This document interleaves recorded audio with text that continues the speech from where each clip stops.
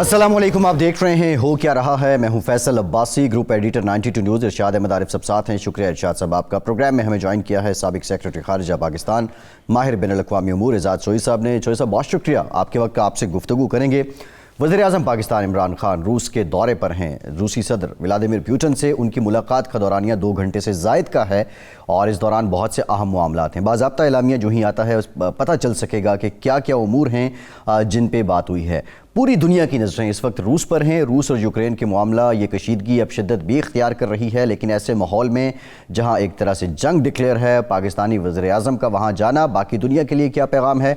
America की जानिब से ये कहा गया है कि पाकिस्तान को आगाह कर दिया था जो व्लादिमीर पुतिन के मंसूबे हैं वो दुनिया को किस तरह मुतासर करेंगे। पूरी दुनिया इस वक्त देख रही है व्लादिमीर पुतिन को और इमरान खान को, लेकिन पाकिस्तान में एक सवाल है। पाकिस्तान की जानिब से ये ऐलान नहीं किया गया। पाकिस्तान बार बार कहता है कि हम किसी ब्लॉक का हिस्सा नहीं बनेंगे, हम मसावी और बराबरी पर तमाम ममालिक के साथ ताल्लुकात चाहते हैं। लेकिन जो ऑप्टिक्स हैं, जो पिछले 2-3 महीने की स्टोरीज़ हैं जो अनफोल्ड हो रही हैं, वो बहुत से सवालात जो हैं वो जन्म भी ले रहे हैं। लेकिन पाकिस्तान की पॉलिसी होगी क्या और वो पॉलिसी क्या है जो अवाम को बताई जा सकेगी, इस पर हम डिटेल बात करेंगे। तहरीक अदम एतमाद का पकवान पक रहा है, धुआं उठ रहा है, ना मसाला जात की खुशबू आ रही है, ना अज्जा का पता चल रहा है। होगा क्या, निकलेगा क्या, इस पर भी मुफस्सल बात करेंगे। इरशाद साहब, जंग के माहौल में वज़ीर-ए-आज़म पाकिस्तान का जाना, कुछ लोग ये कहते हैं कि पाकिस्तान के पास एक जवाज़ था कि वहाँ पे हालात कशीदा हैं और दौरा बाद में भी किया जा सकता था। आप समझते हैं कि ये दौरा अगर अभी मुअत्तल हो जाता, मुलतवी हो जाता, तो अगले 2-3 महीनों में हो जाता या फिर एक लंबी दास्तां छिड़ जाती? देखिए, बात यह है कि इस तरह के दौरे जो हैं वो कोई एक दिन में, एक हफ़्ते में या एक महीने में तो प्लान होते नहीं हैं जी। ज़ाहिर बात है कई महीने पहले से ये प्रैक्टिस हुई होगी, रिहर्सल हुई होगी, बातें हुई, प्लानिंग हुई होगी।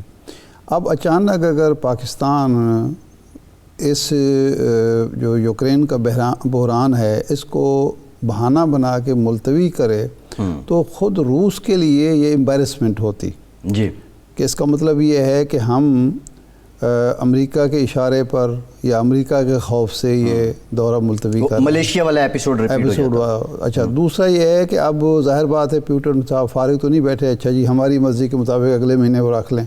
इस तरह के दौरे जब होते हैं, आपको याद है कि जब चीनी सदर का दौरा पाकिस्तान का मुलतवी हुआ था, 2-2.5 साल के बाद जाके फिर कहीं दौरा हुआ था और वो जो ग्वादर की बंदरगाह है उसका इफ्ताह होना था, वो डिले हो गया था इतना ज़्यादा। तो इसलिए ये बहस तो है, चल रही है, एतराज़ भी किया जा रहा है, लेकिन बजाय इसके कि मैं इसका जवाब दूँ, मेरे ख्याल है एजाज़ चौधरी साहब हमारे साथ हैं, हम उनसे पूछते हैं कि एजाज़ चौधरी साहब क्या ये टाइमिंग दुरुस्त है वज़ीर-ए-आज़म पाकिस्तान के दौरे रूस की, और क्या इसको चंद हफ्तों के लिए, चंद दिनों के लिए टाला जा सकता था, मुलतवी किया जा सकता था? इरशाद साहब, आपने जो पहले इस्तदलाल दिया मैं उससे इत्तफाक करता हूँ। ये दौरा तो 2 तरफा तनाज़र में था, पहले से तारीख तय हुई थी, किसी को तो नहीं पता था कि जंग छिड़ेगी जी। और ये यूक्रेन का झगड़ा भी कोई आज का थोड़ी है, बड़ा पुराना चल रहा है और अभी भी ये कोई नहीं पता कि ये कब तक चलेगा। इसलिए इसका ये मतलब नहीं है कि पाकिस्तान अपने 2 तरफा ताल्लुकात जो है वो हर वक्त डरते डरते कायम करे, कभी रुके कभी चले। आपने एक फैसला किया कि जी सारी दुनिया के जो बड़ी ताकतें हैं सबके साथ ताल्लुकात रखने हैं तो रखने हैं। किसी दूसरे मुल्क का अब पाकिस्तान को तीसरे मुल्क के साथ ताल्लुकात रखने पे वीटो नहीं होना चाहिए। तो मैं ये समझता हूँ कि यूक्रेन के हालात को पाकिस्तान के इस 2 तरफा दौरे के साथ मिक्स नहीं करना चाहिए। ना उसका कोई असर पड़ेगा उसके ऊपर, ना उसका कोई साया पड़ेगा। और लेकिन पाकिस्तान ने रूस के साथ गर्मजोशी में एक कदम आगे लिया है, रूस ने भी एक कदम आगे लिया है। रूस के लिए भी तो देखना है ना कि उनको फिर क्या फायदा हुआ पाकिस्तान के साथ इस मौके पर बातचीत करने का। वो भी कोई स्केपगोट तो नहीं कर रहे, सिर्फ ये है कि रूस के ऊपर चूंकि मगरिब की तरफ से बेतहाशा दबाव है, इक़्तिसादी भी सामना है, तो रूस की ये ख्वाहिश और कोशिश है कि एशिया के जो ममालिक हैं उनके साथ ज्यादा रवाबत किए जाए ताकि उनकी सफारती तन्हाई मगरिब से जो उन पर नाफिज हो रही है, डाली जा रही है, वो नहीं हो। तो रूस ने तो उस हवाले से चीन के साथ भी बड़े करीबी ताल्लुकात, आपको पता है विंटर ओलंपिक्स में बहुत दोनों सदूर ने बड़ा सैर हासिल एक पुरमगज़ किस्म की जॉइंट स्टेटमेंट दी। پھر وہ ہندوستان بھی گئے, اب پاکستان کے ساتھ بھی ان کا یہ دورہ اسی کی ایک حصہ ہے, اور میں سمجھتا ہوں کہ اگر اس میں کوئی بہتری آ جائے اور یہ دونوں ملک اگر کسی نہ کسی حوالے سے اقتصادی سرمایہ کاری کے حوالے سے خصوصاً اگر آپس میں قریب ہوں تو اس کا بہت فائدہ ہوگا ہمیں بھی اور روس کو بھی. اعزاز صاحب, اگر پاکستان اور روس کے درمیان گیس پائپ لائن کے حوالے سے یا دوسرے معاملات جو ہیں ہمارے ان کے درمیان مشترکہ مفاد کے کوئی معاہدہ ہوتا ہے اور امریکہ اور یورپ پابندیاں لگاتے ہیں اور اس میں اقوام متحدہ کو بھی انوالو کرتے ہیں, تو کیا یہ سارا جو ہماری کوشش ہے روس کی کوشش ہے یہ ساری ٹھپ نہیں ہو جائے گی, ان پابندیوں کا ہم پر اثر نہیں ہوگا؟ دیکھیں اس میں تو تھوڑی احتیاط کرنی پڑتی ہے. آپ کو یاد ہے کہ پاکستان ایران کے ساتھ جو بالکل ہمسایہ ملک ہے نئی گیس پائپ لائن کر سکا سینکشنز کی وجہ سے. اسی طرح جب یہ north south gas pipeline کا روس کے ساتھ بات ہو رہی تھی تو ٹیرفز کا ایک ایشو تو تھا ہی, لیکن ساتھ ہی ساتھ اس بات پہ بھی بڑی دیر رہی کہ روس کی کوئی ایسی کمپنی نہ آئے جس پر سینکشنز لگی ہوں. اب پورا ملک تو نہیں ہے نا سینکشنز کے نیچے, اس لیے یہ ہمیں ڈیو ڈیلیجنس بہرحال کرنی ہوگی کہ کوئی سینکشنز والی کمپنی کے ساتھ یہ معاہدے میں شامل نہ ہو. یہ ہمیں کرنا چاہیے احتیاط. سینکشنز والی کمپنی کے ساتھ ہمیں بالکل نہیں داخل ہونا چاہیے کسی بھی. اعزاز صاحب, یہ جو ملاقات ہے وزیر اعظم پاکستان کی, یہ کوئی اس کا دورانیہ 2-2.5 گھنٹے کا ہے, تو یہ اتنی طویل ملاقات کا آپ سفارتی زبان میں سفارتی حوالے سے کیا مطلب لیتے ہیں؟ کیونکہ عموماً یہ سربراہان مملکت کی جو سربراہ حکومت کی ملاقاتیں ہوتی ہیں وہ آدھا گھنٹہ 20 منٹ زیادہ سے زیادہ 1 گھنٹہ ہوتی ہے. اتنی طویل ملاقات کا کیا خاص مطلب ہے کوئی؟ اس کا مطلب یہی ہے کہ صدر پیوٹن کی پاکستان کے اندر دلچسپی بڑھ رہی ہے. میں آپ کو بتا یہاں کوئی سرمایہ کاری ہو جاتی ہے کسی نہ کسی حوالے سے, اور روس کا چونکہ سینٹرل ایشیا وسطی ایشیا کی ریاستوں پہ بھی بڑا اثر ہے, تو وہاں سے کوئی گیس کا بھی کوئی پروگرام بنتا ہے تو یہ ایک ایسی اچھی پیش رفت ہوگی کہ پورے یوریشیا اور سینٹرل ایشیا پاکستان کی بندرگاہوں سے دنیا کے ساتھ اپنے اقتصادی معاملات کریں گے.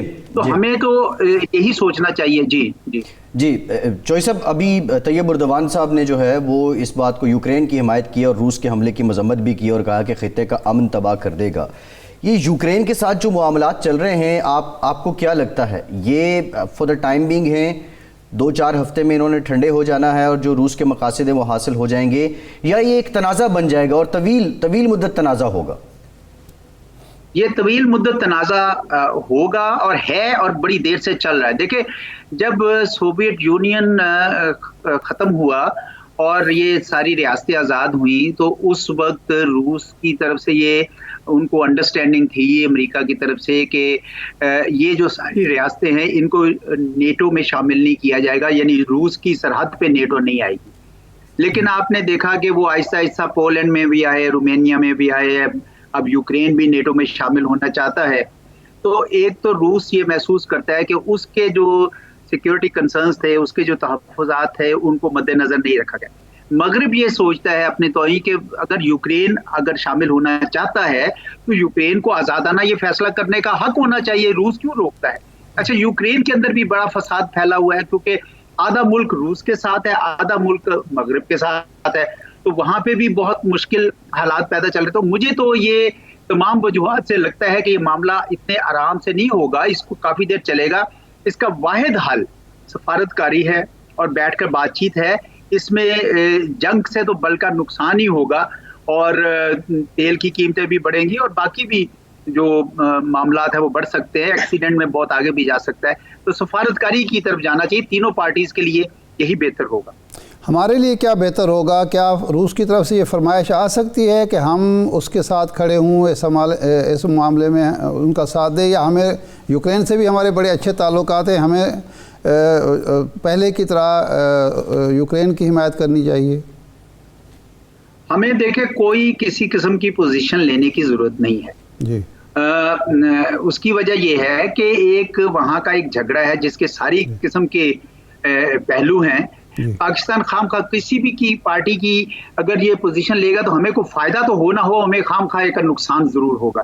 تو میں نہیں سمجھتا کہ ہمیں سوائے اس کے کہ ہم یہ کہیں کہ اس کا پر امن حل ہونا چاہیے اور سفارتکاری سے ہونا چاہیے. اس سے زیادہ ہمیں کوئی کسی قسم کی سائڈ لینے کی میرے خیال میں ضرورت نہیں ہے, نہ کوئی توقع کرتا ہے آپ سے.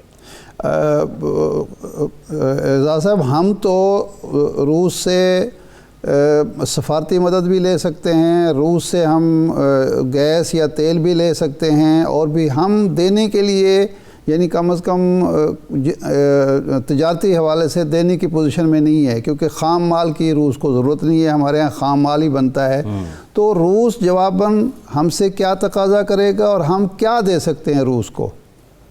میرے خیال میں ہم ایکسیس دے سکتے ہیں جی, وارم واٹرز کو, عربین سی, انڈین اوشن, اس کو جو ایکسیس ہے وہ بڑی اہم ہے. پہلے تو وسطی ایشیا آپ کو پتہ ہے کہ روس کے زیر اثر تھے اور وہ اس طرف آنا بھی نہیں چاہ رہے تھے, ان کو تحفظات تھے. اب تو وہ کھل کر آ رہے ہیں, اگلے مہینے اب وہ آ رہے ہیں. ازبیکستان کے صدر بھی پاکستان کے دورے پر آ رہے ہیں, اور یہ روس بھی اب اس طرف جھکاؤ آ رہا ہے. آپ کو یاد ہوگا کہ چین اور روس کے بھی دونوں نے پھر مدد کی, تو پاکستان ایس سی او میں بھی شامل ہوا. تو روس کا پورا جھکاؤ ہے کہ ایشیا میں اور اس طرف سے آ کے اپنے اقتصادی جو معاملات ہیں ان کو آگے بڑھائیں. تو یہ نہیں ہے کہ یہ صرف پاکستان کے اندر اس کی سرمایہ کاری ہے, بلکہ میں سمجھتا ہوں کہ ان کے لیے ایک بہت بڑی ایکسیس اس طرف کو مل رہی ہے جو وہ یقیناً لینا چاہے. جی, کوئی مالی مدد بھی روس ہماری کرنے کی پوزیشن میں ہے اس وقت؟ اس کی مالی پوزیشن, معاشی پوزیشن ایسی ہے کہ جس طرح کہ ہمیں پارکنگ کے لیے کچھ ارب ڈالر مل جائیں یا کوئی اس طرح کی چیز؟ میرا نہیں خیال جی, میرا نہیں خیال کہ وہ اس پوزیشن میں ہے, اور میرا یہ نہیں خیال کہ ہماری قیادت کو اس طرح کے پیسے ان سے مانگنے بھی چاہیے.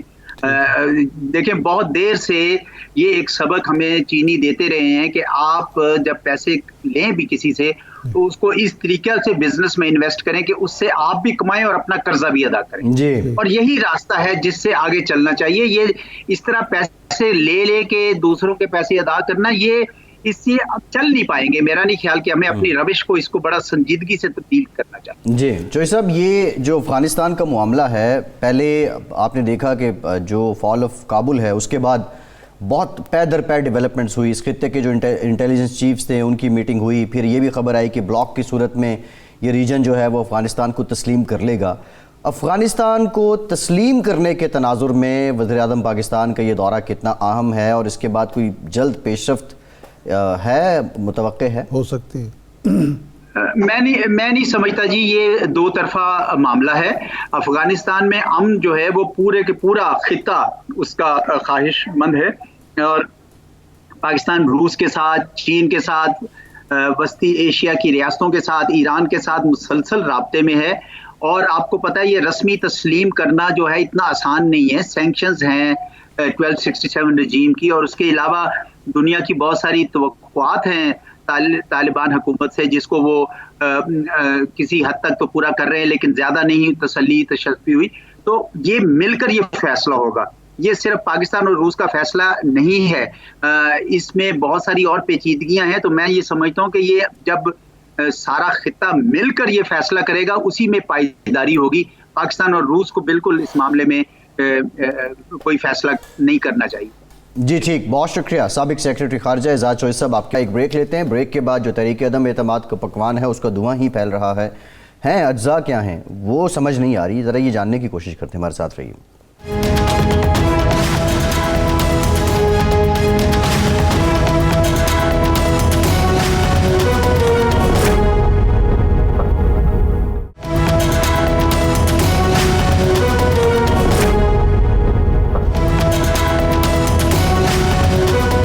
بریک کے بعد ایک بار پھر سے آپ کو خوش آمدید کہیں گے. ہمیں جوائن کیا ہے سینئر پارلیمنٹیرین ہیں, مسلم لیگ نون کے سینئر رہنما ہیں خرم دستگیر صاحب نے. بہت شکریہ خرم صاحب آپ کے وقت کا. خرم صاحب, ہم تحریک عدم اعتماد پہ بات کریں گے, لیکن آپ کے پاس ایک پاکستان کا بڑا پورٹ فولیو رہا, آپ وزیر دفاع رہے ہیں. وزیر اعظم پاکستان کا دورہ, اور اس دورے میں روسی صدر سے 2 گھنٹے سے زائد دورانیے کی ملاقات, سفارتی لحاظ سے آپ کیا سمجھتے ہیں, سیاسی لحاظ سے یہ آپٹکس باقی دنیا کو کیا پیغام دے رہے ہیں؟ جی میری ذاتی طور پہ خواہش یہ ہوتی ہے کہ جب بھی ایسا وزیر اعظم جس سے ملک کے اندر ہمارے بے شمار اور سخت ترین اختلافات ہیں, جب وہ ملک سے باہر جائیں تو وہ ان اختلافات کو ہم بھلا دیں اور ان کو سپورٹ کریں. لیکن عمران خان صاحب کا جو سفارتکاری کا ریکارڈ ہے وہ اب بہت ہی بھیانک اور گمبھیر ہو چکا ہے. روس کے ساتھ ہمارے تعلقات ہونے چاہیے، پاکستان کے وزیر اعظم کو روس جانا چاہیے، لیکن غلط وقت کے چناؤ کی وجہ سے عمران خان صاحب نے پاکستان کے مفادات کو ایک بہت کاری ضرب لگائی ہے 2-3 حوالوں سے، کہ یہ جو اصول ہے کہ کوئی بھی ایک بڑا ملک جو ہے وہ چھوٹے ملک کے اوپر فوج کشی کر کے اس کی سرحدیں بدل سکتا ہے، پاکستان اس میں ولنریبل ہے، اور آزاد کشمیر کے حوالے سے بھی اور بلوچستان کے حوالے سے بھی۔ تو ایسے وقت میں، اور خاص طور پہ یہ تو ایک آپ عمران خان کی بدقسمتی کہہ سکتے ہیں کہ جس رات وہ ماسکو میں لینڈ کیے اسی رات صدر پوٹن نے اعلان کر دیا کہ وہ یوکرین کے جو 2 علیحدہ حصے انہوں نے جن کی خود مختاری تسلیم کر لی ہے، ڈونیٹسک اور لوہانسک، اس کے ذریعے جو ہے وہ لشکر کشی کر رہے ہیں۔ تو اب ضرور فورن آفس بھی یہ کہے گا اور عمران خان صاحب بھی آ کر آپ کو بتائیں گے کہ روس میں ہم نے ایسی کوئی کمٹمنٹ نہیں کی، لیکن جو آپ نے لفظ بھی استعمال کیا کہ جو آپٹکس ہیں، کہ جس دن پوری دنیا کا میڈیا، اس کے کیمرے ماسکو کے اوپر لگے ہوئے تھے، وہاں ایک ہی بیرونی ملک کا لیڈر نظر آیا، اس کا نام عمران خان ہے، وہ ولادیمیر پوٹن کے ساتھ کھڑا ہے۔ تو لہذا 2 گھنٹے کی ملاقات ہے، 4 گھنٹے کی ملاقات ہے، پاکستان نے اور عمران خان صاحب نے غلط وقت کی چناؤ کی وجہ سے ایک جانبداری ان کے اوپر اب لگ گئی ہے، وہ یہ تصویریں ہیں وہ لگ گئی ہیں۔ اور روس کے ساتھ میں پھر کہوں گا ہمارے تعلقات ہونے چاہیے، مجھے خود بھی 2 دفعہ موقع ملا بطور وزیر دفاع روس کا دورہ کرنے کا، تعلقات ہمارے اس وقت بھی بہتر ہو رہے تھے، لیکن ایسے وقت میں جہاں پاکستان کے جو زیادہ مفادات ہیں، معاشی مفادات، وہ مغرب کے ساتھ جڑے ہوئے ہیں۔ مثلا امریکہ جو ہے وہ آج بھی ہماری سب سے بڑی ایکسپورٹ کا سنگل لارجسٹ کنٹری کا جو ریسیپینٹ ہے وہ ہے۔ یورپین یونین نے پچھلے 9 سال سے ہمیں پاکستان کی تاریخ کی سب سے جو وسیع اور جو تجارتی براعت ہیں وہ دے رکھی ہیں، اور ایسے وقت میں جبکہ یورپ اور امریکہ متحد ہو کر روس کے خلاف مزاحمت کر رہے ہیں اور سینکشنز لگا رہے ہیں، عمران خان صاحب کا جو غلط وقت کا چناؤ تھا اس سے پاکستان کے مفادات کو نقصان پہنچا۔ خرم صاحب، یہ وقت کا چناؤ ان کے بس میں تھا؟ کیونکہ ظاہر بات ہے تنازع تو بڑے عرصے سے چل رہا ہے اور کسی کو اندازہ نہیں تھا کہ یہ اسی رات ہی حملہ کریں گے، تو اگر وہ مثلا انکار کر دیتے جانے سے یا کہتے نیا وقت ہمیں چاہیے، تو کیا ان کے بس میں تھا؟ اگر وہ اگلے 2 سال کے لیے ملتوی ہو جاتا یا سال کے لیے، ظاہر پوٹن کی اپنی ہوں گی مصروفیات ہوں گی، تو یہ پاکستان کے مفاد میں ہوتا کہ ایک اتنے عرصے بعد دعوت ملی ہے وزیر اعظم کو اور وہ ریجیکٹ کر دی ہے؟ جی بالکل ہوتا جی۔ دیکھیے یہ جو دعوت ملی ہے، جو ہمیں خبریں آ رہی ہیں، وہ دعوت ملی ہے جب عمران خان اور صدر پوٹن دونوں بیک وقت بیجنگ میں موجود تھے ونٹر اولمپکس کی افتتاحی تقریب میں۔ اس کو زیادہ دن نہیں ہوئے اور اس وقت بھی یہ تناؤ چل رہا تھا یوکرین کا، تو ان کی جو دعوت تھی وہ قبول کرنی چاہیے تھی عمران خان صاحب کو، لیکن اس پہ جب تک یہ یوکرین کا معاملہ حل نہ ہو جاتا تب تک نہیں جانا چاہیے تھا، ملتوی کرنا چاہیے تھا۔ اور سفارتکاری میں یہ کوئی ایسی نئی بات نہیں ہے۔ آپ کے ناظرین کو میں یاد کرا دوں کہ صدر پوٹن 2014 سے، میں خود بھی اس کا عینی شاہد رہا ہوں، 2014 سے ان کا وزٹ پاکستان میں پلان ہو رہا ہے اور کم از کم 8 درجن دفعہ وہ ملتوی ہوا ہے، لیکن ہم نے چونکہ تعلقات اچھے رکھنے ہیں تو ملتوی ہو جانا بہتر ہے بجائے یہ کہ غلط وقت پر جا کر۔ اور میں یہ نہیں کہوں گا کہ عمران خان صاحب نے کوئی سوچ سمجھ کر یہ ایسا کیا ہے کہ وہ مغرب کو ناراض کر رہے ہیں، لیکن دیکھیے ہمیں مغرب کے لیے روس کو ناراض نہیں کرنا، لیکن نہ چاہتے ہوئے غلط وقت کی وجہ سے ہم نے روس کے لیے مغرب کو ناراض کر دی۔ جی اچھا خرم صاحب، اب اندرونی سیاست پر آتے ہیں۔ یہ عدم اعتماد کی تحریک کے جو معاملات سامنے آ رہے ہیں ابھی تک، آج سراج الحق صاحب سے بھی آصف زرداری صاحب کی ملاقات ہوئی ہے، کل بھی ملاقاتیں ہوئی ہیں شہباز شریف صاحب کی، تو اب یہ طے ہو گیا ہے کہ عدم اعتماد کی کامیابی کی صورت میں پنجاب کے وزیر اعلیٰ چودھری پرویز الہی صاحب ہوں گے اور مرکز میں وزیر اعظم جناب شہباز شریف صاحب ہوں گے۔ یہ طے کر لیا گیا ہے تمام جماعتوں نے؟ جی کچھ فیصلہ تو ہو گیا ہے، لیکن یہ تمام فیصلے جو ہیں وہ قائدین کرام کے پاس ہیں، امانت ہیں، اور جب وہ بہتر سمجھیں گے وہ آپ کے سامنے اناؤنس کر دیں گے۔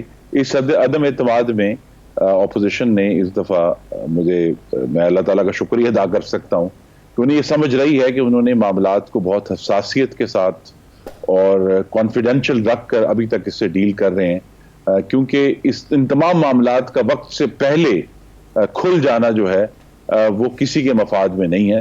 تو کوشش یہی ہے کہ اس معاملات کو حساسیت کے ذریعے ڈیل کر کے خرم صاحب صحیح وقت پر یہ اعلان ہوگا۔ رپورٹ ہوا کہ پرویز الہی صاحب کو وزیر اعلیٰ پنجاب کے لیے نامزد کیا گیا ہے اور نون لیگ کو اس پر ریزرویشن ہیں۔ تحفظات کیا ہیں آپ کے پرویز الہی صاحب کی شخصیت پر؟ جی تحفظات تاریخی تحفظات ہیں، لیکن اس وقت جو بھی گفتگو اور مذاکرات ہو رہے ہیں، اور یہ میں آپ کے پروگرام میں کئی دفعہ پہلے کہہ چکا ہوں لیکن اس کو دہرانا بہتر ہے کہ مسلم لیگ نون کے تمام فیصلے اس مقصد کو سامنے رکھ کر کیے جا رہے ہیں کہ جلد از جلد پاکستان میں صاف، شفاف اور غیر آئینی مداخلت سے پاک انتخابات ہوں، اور یہ فیصلہ کہ وزیر اعلیٰ پنجاب کون ہوگا وہ بھی اسی کو سامنے رکھ کر کیا جائے گا کہ کس طرح ہم جلد از جلد نئے انتخابات تک پہنچ سکتے ہیں۔ اگر مسلم لیگ نون یہ محسوس کرتی ہے کہ اتنا اعتماد ہمارا ڈیولپ ہو گیا ہے چودھری پرویز الہی صاحب سے کہ وہ نئے انتخابات کروانے میں ہماری مدد کریں گے جلد از جلد، تو ان پر بھی ایگریمنٹ ہو سکتا ہے، کیونکہ مسلم لیگ نون کا تو اس وقت بڑا واضح ذہن ہے۔ خرم صاحب ہمیں یہ لگ رہا ہے کہ جو پکوان پک رہا ہے اس کی خیر ہمیں تو دھواں ہی آ رہا ہے، نہ مسالوں کو پتہ چل رہا ہے نہ اجزاء کا، لیکن اس میں شہباز شریف صاحب وزیر اعظم اور پرویز الہی صاحب وزیر اعلیٰ ہوں گے، یہ بات کوئی قریب پہنچ چکی ہے، یہ فیصلہ کوئی قریب پہنچ چکی ہے۔ یہ اوریجنل پروپوزل آصف زرداری صاحب کا تھا اور آج کا نہیں ہے، کئی ہفتے پہلے یہ پروپوزل دیا گیا تھا۔ اس کے اوپر مختلف جماعتوں کے ساتھ گفتگو ہو رہی ہے، لیکن چونکہ ابھی کوئی حتمی فیصلہ نہیں ہوا اور اس بات کو یقینی بنانا ہم چاہتے ہیں مسلم لیگ نون کی حد تک اور پی ڈی ایم کی حد تک کہ کس طرح جلد انتخابات ہوں، کتنی دیر جو نئی اگر حکومت بنتی ہے تو وہ کتنی دیر نئی اپنا انتظام سنبھالے گی اور انتخابات کروائے گی، یہی ہمارا مقصد ہے۔ اور اس تک پہنچنے کے لیے ہم نے تو یہ بھی آفر کی ہوئی ہے پیپلز پارٹی کو کہ وہ اگر وفاق پہ آنا چاہتے ہیں تو ضرور آئیں، ہم اپوزیشن میں بیٹھیں گے اور ان کو سپورٹ کریں گے، لیکن ایشو یہی ہے کہ انتخابات تک پہنچنا، کیونکہ اس سارے یہ جو آج کل گیم ہو رہی ہے اس میں انتخابات کے ساتھ ساتھ جو دوسرا مطمع نظر ہے کہ صرف عمران خان کو نہیں گرانا، ہائبرڈ نظام کو گرانا ہے، اس کو ختم کرنا ہے، کیونکہ وہ منہ کے بل آ گرا ہے پاکستان کی معیشت کو، پاکستان میں رہنے والے جو محنت کش مزدور کاشتکار ہیں ان کی زندگیاں تباہ ہو گئی ہیں، اور پاکستان کی خارجہ پالیسی کا جو ابھی لیٹسٹ ابھی ہم نے کچھ غور بھی کیا کہ کس طرح غلط وقت کے چناؤ سے ایک دورہ جو بہت اچھا ثابت ہو سکتا تھا اس کی تمام جو فائدے تھے وہ نقصان میں بدل گئے۔ تو اس طرح کی جب تباہ کن سفارت کاری ہوگی، پاکستان کی معیشت خراب ہوگی، پاکستان کے بیرونی دنیا تعلقات تباہ ہوں گے، تو اس کے لیے ضروری ہے کہ اب ایک نیا آغاز کیا جائے جس کے لیے عوام کی طرف رجوع کرنا ضروری ہے کہ وہ اپنی نئی حکومتوں کا انتخاب کریں اور ایسا الیکشن ہو جس میں کسی کا مینڈیٹ چوری نہ ہو، عوام کی رائے کا اور ووٹ کو عزت دی جائے۔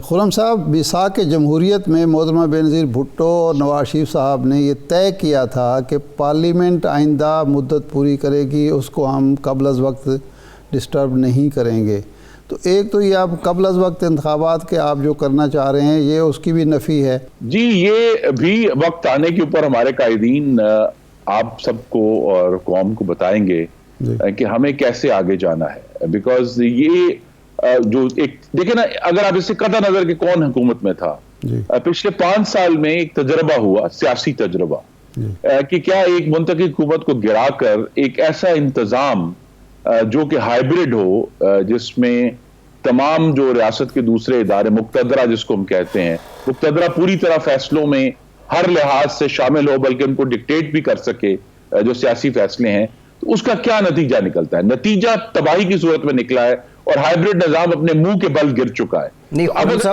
خرم صاحب، بات یہ ہے خرم صاحب، کہ ہم نئی طریقے سے چلیں. جہاں تک دیکھیں ٹرم پوری کرنے کی بات ہے, ٹرم ہمارا جو ایگریمنٹ ہے وہ ابھی بھی یہ ہے کہ ٹرم پوری روکنے کے لیے غیر آئینی طریقے سے کوئی مدد حاصل نہیں کی جائے گی, اور اس پوری کھیل میں یہی ہماری کوشش ہے کہ جو بھی سوال یہ ہے یہ پکوان جو پک رہا ہے یہ پکے گا کب, بٹے گا کب؟ ابھی تو صرف ایک تجسس ہے جس کو مزید بڑھاوا مل رہا ہے. جی تجسس آپ میں بھی ہے, مجھ میں, میرے جیسے جو سیاسی کارکن ہیں ان میں بھی ہے, لیکن ہمارا اپنے قائدین پر اعتماد ہے کہ وہ ان سب نے اب ایک بہت تجربے کے بعد, غلطیوں کے بعد, مارے کھانے کے بعد, جیلیں بھگتنے کے بعد پاکستان کی سیاست کو آگے لے جانے کا ایک رستہ وہ اس وقت تلاش کر رہے ہیں, جو کہ مقتدرہ کی وجہ سے اتنا آسان نہیں ہے, لیکن بہرحال اس جو چیلنج ہے اس کا مقابلہ کرنا ہے اور پاکستان کو انشاءاللہ آگے لے کر جانا ہے. لیکن خرم صاحب آپ کے جو ساتھی ہیں یا حلیف, موجودہ حلیف ہیں, اتحادی ہیں, وہ تو برملا نجی محفلوں میں یہ کہہ رہے ہیں کہ جناب والا ہمیں ادھر سے اشارہ بھی مل گیا ہے, کوئی اسلام آباد لاہور میں کوئی ملاقات ہوئی ہے, کوئی لکسمبرگ اور لندن میں بھی کوئی ملاقاتیں ہوئی ہیں, تو پھر اس کا مطلب ہے ہو تو پھر بھی انہی کے ساتھ مل ملا کے سب رہا ہے.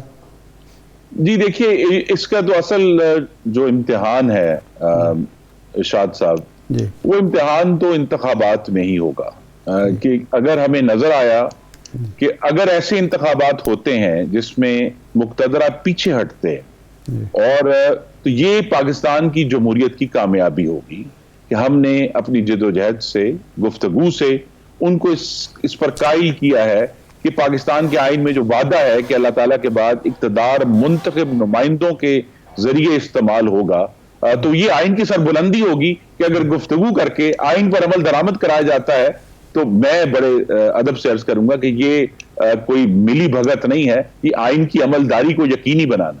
لیکن فرض کر لیتے ہیں کہ شہباز شریف صاحب وزیر اعظم بن گئے, چودھری پرویز الہی صاحب پنجاب کے وزیر اعلیٰ بن گئے, یہ آصف زرداری صاحب کو اور مولانا فضل الرحمان کے ہاتھ کیا لگا؟ جی وہ ان کی بھی یہ خواہش ہے, کیونکہ معاشی طور پر, وفاقیت اور جمہوری طور پر اس وقت صوبوں کے بھی حالات اچھے نہیں ہیں, اور وہ بھی اگر آصف زرداری صاحب کا سندھ میں انٹرسٹ ہے یا دوسرے صوبوں میں جو انٹرسٹ ہے, موجودہ نظام میں تو اب ہر چیز مفلوج ہو چکی ہے. نہیں پھر صدر آصف زرداری صاحب ہوں گے یا مولانا فضل الرحمان ہوں گے نا, پیچھے تو وہی عہدہ بچتا ہے. جی اس عہدے کے لیے بھی گفتگو ابھی تو اس پر فیصلہ نہیں ہوگا, ویسے اس کے بعد کچھ دن بعد, کیونکہ ابھی صدر کے انتخاب میں کچھ دیر ہے, لیکن پہلے اگر ہم یہ کامیابی سے کر لیتے ہیں وفاق میں تبدیلی, تو پھر دوبارہ سے ظاہر ہے ایک سین دیکھنا پڑے گا کہ کیا اسمبلیوں کو تحلیل کرنے سے پہلے جو موجودہ صدر ہیں ان کو مواخذے کے ذریعے ہٹایا جائے, یا اگلے سال جب ستمبر 2023 میں یہ الیکشن ہونا ہے صدر کا, اس تک انتظار کیا جائے. خرم صاحب امکان کب تک ہے تحریک عدم اعتماد چلیں پیش تو بعد میں ہوگی, لیکن جمع کب تک کروا دی جائے گی, اور کیا اس کا ڈرافٹ تیار کر لیا گیا ہے؟ جی اس کا ڈرافٹ آخری مراحل میں ہے, اور مجھے تو بہت امید ہے کہ اگلے اب زیادہ دن نہیں ہے, غالباً اگلے 15 دنوں کے اندر اندر یہ فائل ہو جائے گی, اور پھر ہم اس کو دیکھیں گے اور جس طرح اس کو آگے لے کر چلیں گے. اس کے اندر اور بھی کچھ آئینی پیچیدگیاں ہیں کہ اس کو صرف داخل کرانا مقصد نہیں ہے, قومی اسمبلی کا اجلاس بھی بلا کر اس میں باقاعدہ وہ ایک قرارداد پیش ہوتی ہے, موشن آف نو کانفیڈنس, تو اس کے اوپر ساری جو پیچیدگیاں ہیں وہ ایک علیحدہ ٹیم ہے جو اس کی قانونی پیچیدگیوں کو دیکھ رہی ہے.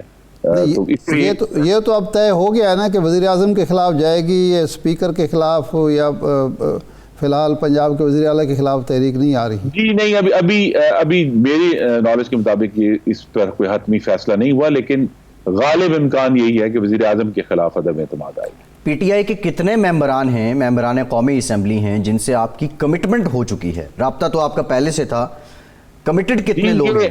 یہ میں چونکہ اس ٹیم کا نہ ہی حصہ ہوں اور اس سارے معاملے سے اس طرح آگاہ نہیں ہوں, تو میں تو آپ کو نمبر نہیں بتا سکتا, لیکن ہمارے جو سینئر قائدین ہیں وہ انہوں نے غالباً 22 کا نمبر کہا ہے, تو ہم تو اسی پر چل رہے ہیں جو انہوں نے پبلکلی اناؤنس کیا ہے ٹیلی ویژن کے اوپر. کل فواد چوہی صاحب نے کہا کہ آپ پیسہ چلا رہے ہیں، آپ لوگوں کو خرید رہے ہیں. 3 MNAs نے شکایت کی ہے اپنی پارٹی سے کہ ہمیں رابطہ کیا گیا ہے پیسے دینے کے لیے. تو اس میں ظاہر ہے اب آپ نے تو یہی کہنا ہے صداقت نہیں ہے، لیکن ہم ماضی کو دیکھتے ہیں تو ماضی میں تو پیسے چلتے رہے، ہارس ٹریڈنگ بھی ہوتی رہی، بہتاؤ بھی ہوتا رہا. تو کیا یہ جی اس حکومت کے جو وزراء ہیں ان کی کسی بات پر یقین نہیں کیا جا سکتا. جو پورے ملک میں کسان کھاد کے لیے در بدر ہو رہے تھے، لائنوں میں کھڑے تھے، ایک ایک بوری کے لیے جو ہیں وہ پریشان تھے، اور وزراء ہمیں کہہ رہے تھے کہ نہیں یہاں تو ریکارڈ پروڈکشن ہوئی ہے یوریا کی اس سال. تو ان کی تو کسی بات پر یقین نہیں کیا جا سکتا. اور میں یہ بات آپ کو معلوم ہے قومی اسمبلی میں ایک اور وزیر صاحب کہہ چکے ہیں کہ جی پتہ نہیں کتنے پیسے ادھر گئے اور کتنے پیسے ادھر گئے. ہمارا ان سے ابھی بھی یہ مطالبہ ہے اور توقع ہے کہ وہ اس بارے معاملے کو کھولیں، سامنے لے کر آئیں، بتائیں کس نے رابطہ کیا ہے، کس سے رابطہ کیا ہے. کیونکہ پی ڈی ایم اور اس وقت جو اپوزیشن ہے وہ یہ پیسے کا کھیل نہیں کھیل رہی. بالکل ٹھیک. بہت شکریہ جی خرم دستگیر صاحب، آپ کے مسلم لیگ نون کے سینئر رہنما ہمارے ساتھ موجود تھے. ایک بریک کے بعد حاضر ہوتے ہیں.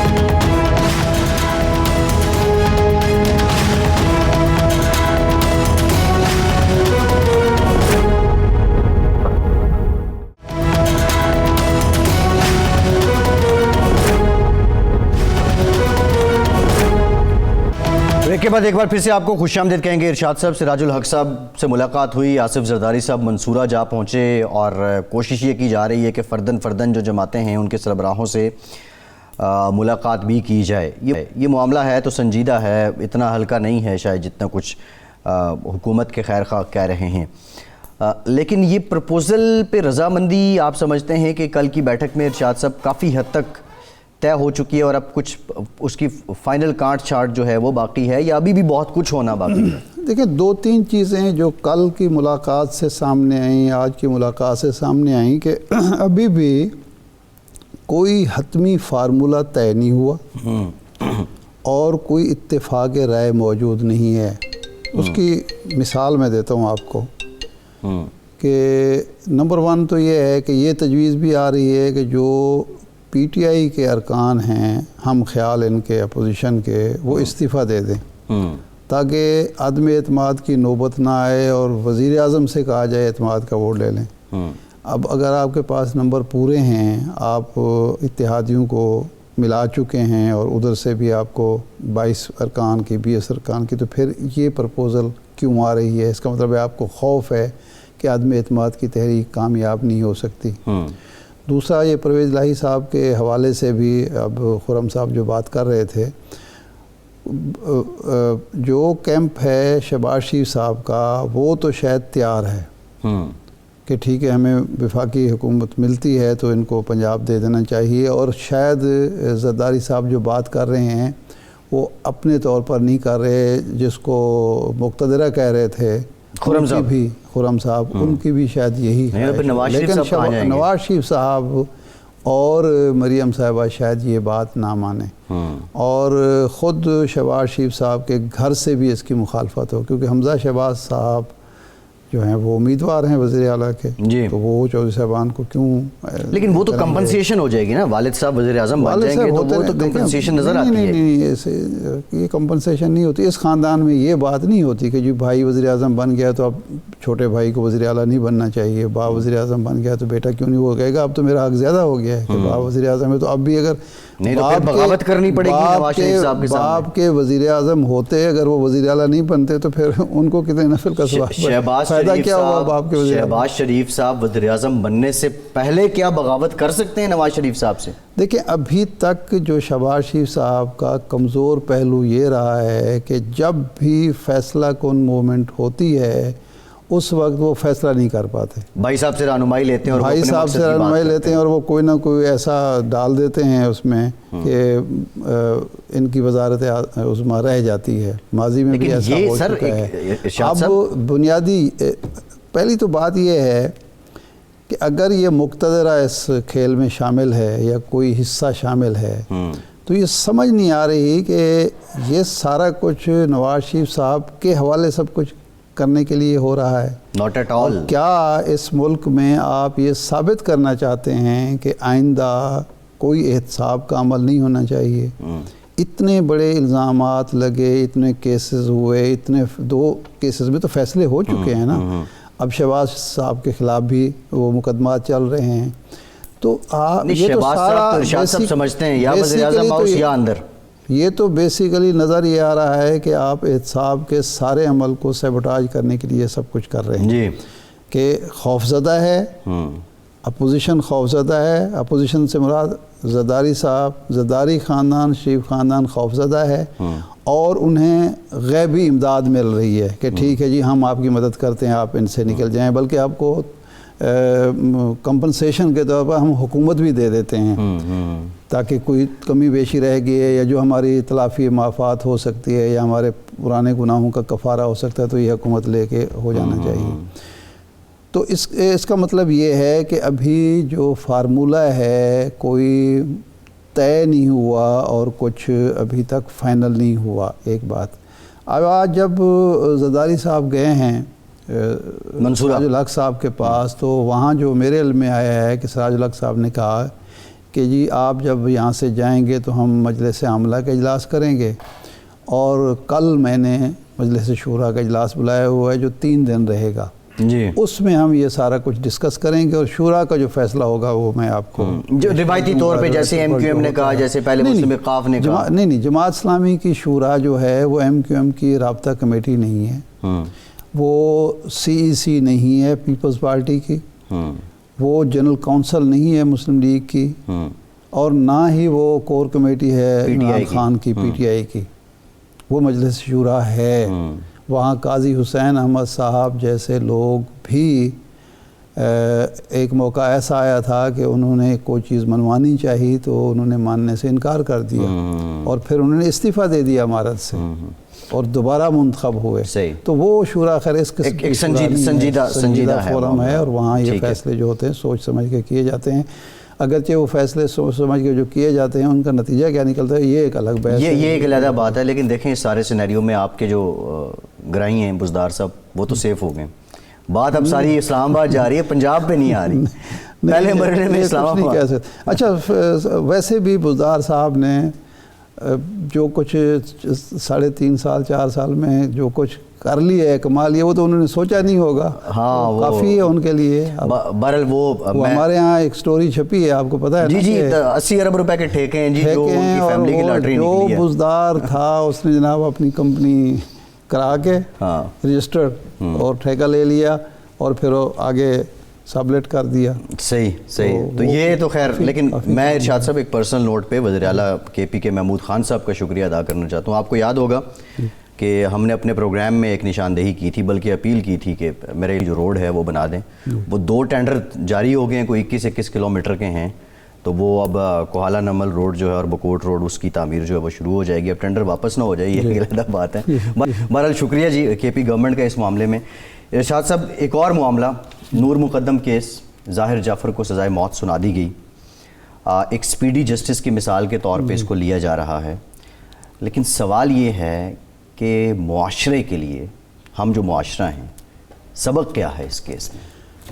ایک واقعہ ہوا تھا, ایک بہت بڑے شاعر تھے مصطفیٰ زیدی اور ایک خاتون تھی شہناز گل, یہ قتل ہو گئے تھے جی. مصطفیٰ, یہ مصطفیٰ زیدی صاحب وہی ہیں جن کا ایک مشہور شعر ہے کہ انہی پتھروں پہ چل کے اگر آ سکو تو آؤ, میرے راستے میں کوئی کہکشاں نہیں, میرے گھر کے راستے میں کوئی کہکشاں نہیں. تو اس موقع پر ایک نظم لکھی تھی جناب شورش کاشمیری صاحب نے جی, جن کا ایک مصرع تھا کہ یا خدا شہناز گل سی بیٹیاں پیدا نہ ہوں. یہ تو فیصلہ جو ہوا ہے یہ قابل تحسین ہے, اطمینان بخش ہے کہ کسی قاتل کو, جنونی قاتل کو بر وقت سزا ملی اور سخت ترین سزا ملی اور باثر ملزم تھا. لیکن ان دونوں نے, مطلب ہے وہ خاتون نور مقدم بھی اور اس لڑکے نے بھی جو کچھ کیا وہ شرمناک ہے. خود بھی موت کو گلے لگایا دونوں نے, صرف ایک ذمہ دار نہیں ہے, اور اپنے والدین کو شرمندہ کیا, اپنے معاشرے کو شرمندہ کیا. ایک مسلم معاشرے میں, پاکستانی معاشرے میں جو ایک مشرقی معاشرے میں اس طرح کے تعلقات رکھنا اور جتنا بھی آپ دینا چاہیں الاؤنس والدین کو، والدین اس میں شریک تھے، یہ بہرحال ناقابل قبول ہے، ستم ظریفی جو لوگ اور یہ اسی کا نتیجہ ہے۔ سزائے موت کا مطالبہ کر رہے تھے، اب وہی سزائے موت کے خلاف بھی نکل آئیں گے، یہ بھی ایک بہت بہرحال یہ بھی ایک تضاد ہے ہمارے یہاں، بہرحال میں تو سمجھتا ہوں کہ بہترین فیصلہ ہے۔ جی ارشاد صاحب بہت شکریہ آپ کا، آج کے سے اتنا ہی، اجازت دیجیے۔